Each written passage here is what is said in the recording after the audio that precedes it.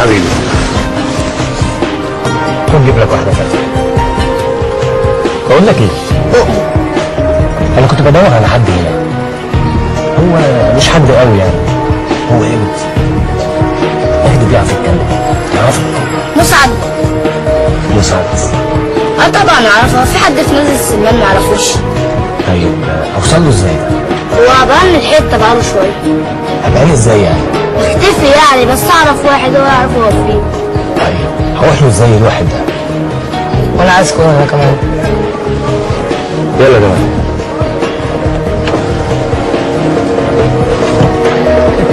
يا زازا مالك يا زازا؟ انت معالي بركنول، فك دماغك كده، الموضوع مش مستاهل.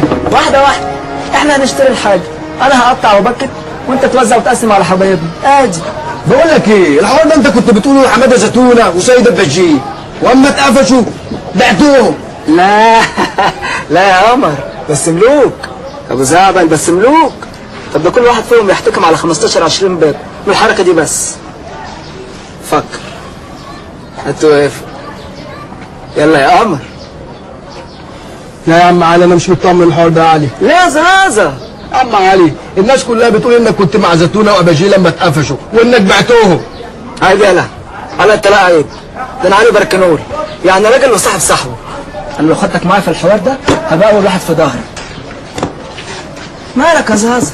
واحده واحده كده حبيبي، الموضوع يعني. مين فيك على بركنول؟ هو ده يا باشا. عملت ايه يا علي؟ يا ابن الهندال، هو ده علي بركنول يا باشا. في ايه؟ وسع ايدك، في ايه؟ انت مين؟ الله يا علي، يا ابن علي.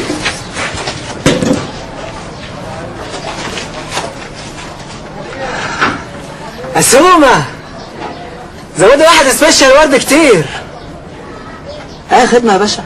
احنا سألنا وعرفنا انك اقرب واحد لمسعد. مسعد؟ القرد. مسعد ده يا حبيبي، بس غطسان بقاله فترة ومحدش عارف له طريقه. احنا مش عايزين نعرف طريقه، امال عايزين ايه لا مؤاخذة؟ عايزين نعرف كل حاجة عن مسعد ده. طيب افهم الاول عشان اقول لكم اللي انتوا عايزينه.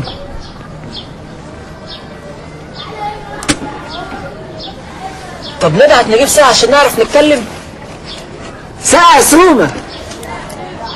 دايما ما بتمشيش غير جنب الحيط، انا مش عارفه ايه ده خيبه تقيله اللي جات لها دي.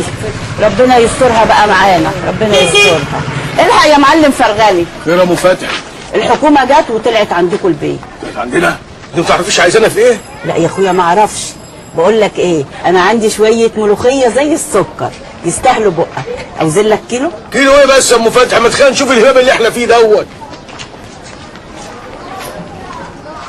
منور يا سعادة الباشا. وجودك يا مدام. منورين يا شباب. يو فرغالي جه اهو.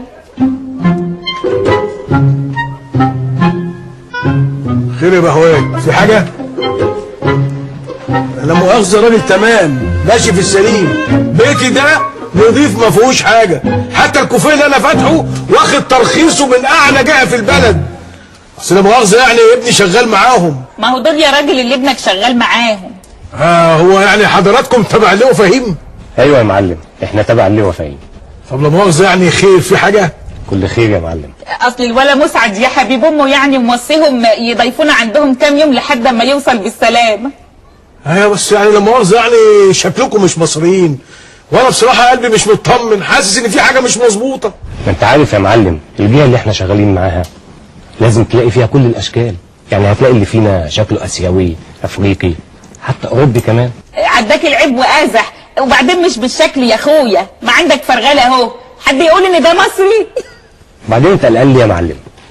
احنا عايزين نستضيفكم عندنا شويه في الفيلا، عشان دي رغبه مسعد، ده موصينا عليكم ان اي حاجه تطلبوها هتيجي لحد عندكم.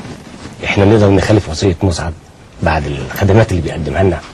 يعني اي حاجة اطلبها هتنفذوها لي؟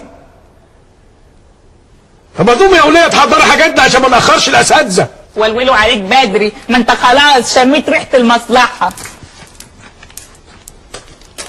منورين يا شباب. يا مرحب بيك يا معلم. ويلكم. ثانك يو.